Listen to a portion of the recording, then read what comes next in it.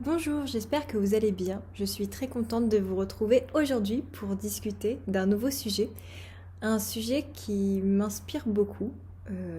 M'inspire. Je ne sais pas si c'est le bon terme, mais plutôt un sujet qui me parle et un sujet qui me définit. Il y a pas longtemps, je regardais une interview de Philippine Beaulieu-Leroy. Il me semble que c'est ça. Vous savez, l'actrice qui joue Sylvie dans Emily in Paris. Et en fait, cette personne parlait du réalisateur donc de Emily in Paris, le même réalisateur qui a réalisé Sex and the City. Et elle disait quelque chose qui a fait tilt, c'est que les personnages de ce réalisateur, que ce soit dans Sex and the City ou dans Emily in Paris, sont finalement des personnes, enfin surtout des femmes arc-en-ciel.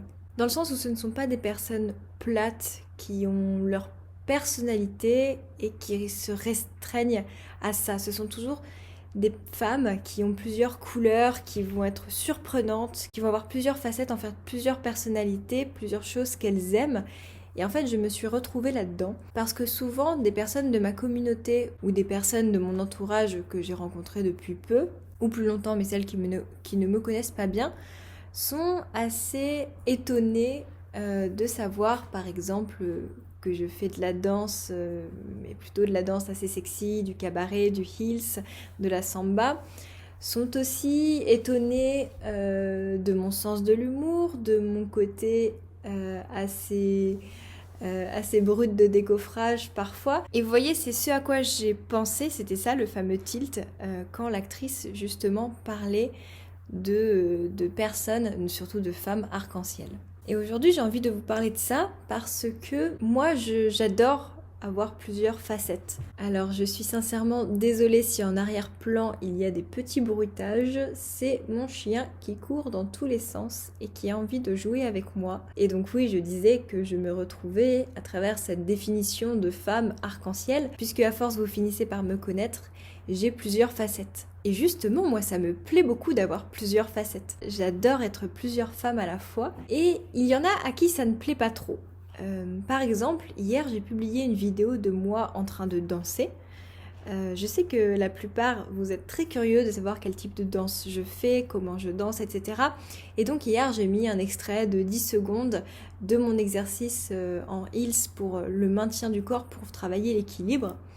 Et j'ai reçu un commentaire d'une femme qui me disait « Alors là, c'est un gros zéro en termes d'élégance, ce n'est pas classe du tout. » Et ce n'est pas la première fois que je reçois ce type de message. Et en fait, moi, j'ai juste envie de lui dire « Mais vous savez, je ne suis pas celle que vous pensez, je ne suis pas plate, je ne suis pas une extrémiste de l'élégance et je ne m'autorise pas rien à côté. » Voilà. Certes, j'aime l'élégance, j'aime l'art de vivre, j'aime les belles choses. J'ai envie de progresser, de mieux parler, de mieux me tenir, de mieux me présenter au monde. Mais je n'ai pas envie d'abandonner ma discipline qui est la danse pour faire plaisir en fait, pour correspondre au parfait schéma de la femme élégante. Ça, ce n'est pas moi du tout. Et en fait, je remarque qu'il y a plusieurs personnes qui sont déçues de moi quand je montre ces aspects de ma vie. Et j'en suis sincèrement désolée pour eux, mais je n'y peux rien, ce n'est pas mon problème. Moi, mon épanouissement, c'est à la fois l'élégance, mais aussi danser sur des talons aiguilles de 10 cm et travailler mon côté femme fatale. C'est comme ça que je suis heureuse, je l'accepte et je ne changerai pour rien au monde cet équilibre parfait que j'ai trouvé. Tout pareil, il m'arrive de dire des gros mots. Et on me fait souvent la remarque, mais les gros mots, ce n'est pas élégant. En fait, moi, je distingue les gros mots et je distingue les insultes. Pour moi, l'insulte est une offense envers quelqu'un. Donc ça, je ne veux pas utiliser d'insultes. Je ne veux faire de mal à personne. En revanche, un gros mot, eh bien parfois ça sort tout seul et puis c'est authentique et c'est vrai. Et puis parfois on n'a pas forcément envie de prendre des pincettes. Alors ça peut m'arriver d'en dire. Certes, ce n'est pas idéal, mais ça fait partie de moi. Même si j'en dis assez rarement, mais parfois ça sort, voilà, c'est franc. C'est comme ça. Je n'ai pas envie, comme je le disais tout à l'heure, d'être la fille parfaite. Et d'ailleurs, en rebondissant là-dessus, en travaillant sur l'élégance, forcément, je rencontre plus de personnes élégantes. Et je distingue toujours deux types de personnes élégantes. Il y a ces personnes élégantes qui ont à la fois un côté authentique, un côté vrai. Certes, elles sont élégantes Mais à côté, bon, il y a une personnalité forte. Et de l'autre côté, il y a les personnes qui sont aussi très élégantes, mais c'est un petit peu fade tout ça. Je ne sais pas si vous voyez ce que je veux dire, mais il n'y a jamais un mot plus haut que l'autre, il n'y a jamais une discipline qui vont nous faire un effet waouh, ah ouais, tu fais ça, mais c'est génial. Vous voyez, c'est toujours assez plat. Et évidemment, ce n'est pas un jugement, hein. Chacun mène sa vie comme il le veut. Mais juste, moi, je n'ai pas envie d'être ce type de personne. Et si je vous parle de ça, c'est parce qu'en commençant l'élégance, j'aspirais à devenir justement cette femme plate.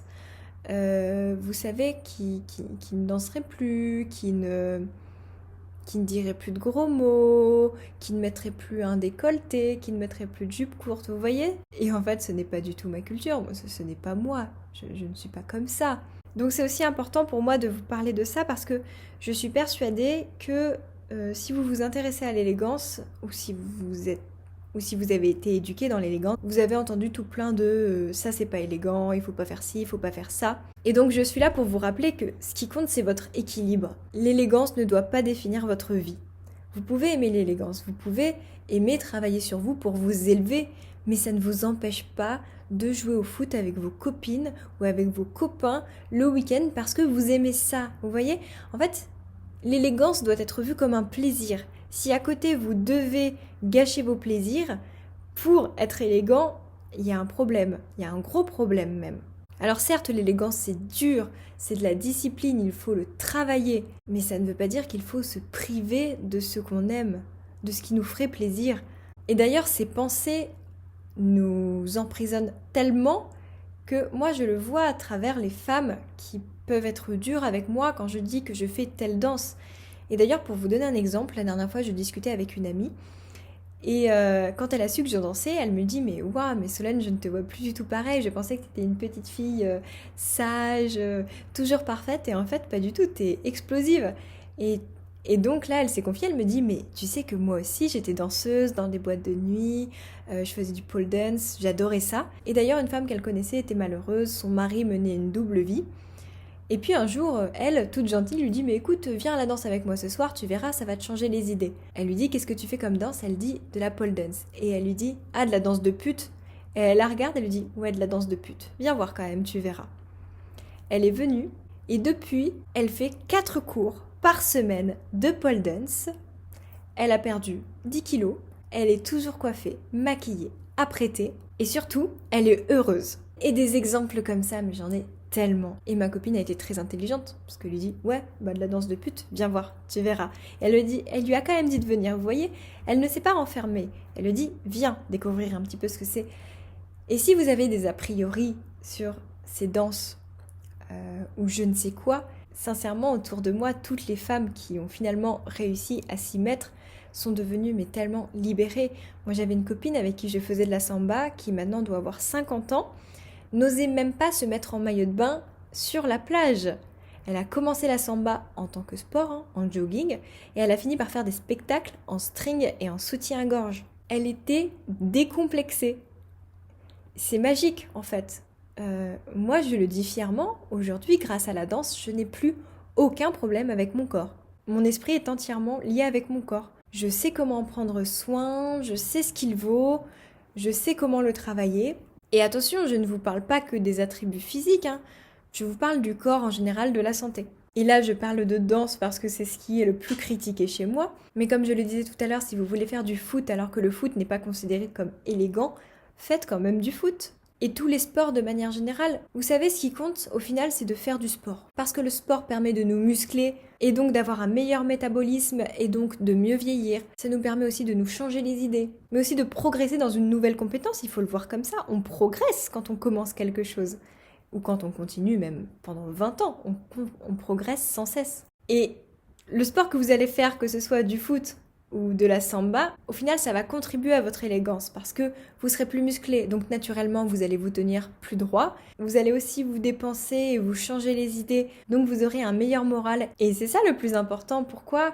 Parce qu'on est élégant, on doit obligatoirement faire du golf, de l'équitation ou encore du tennis ? Non, pas du tout.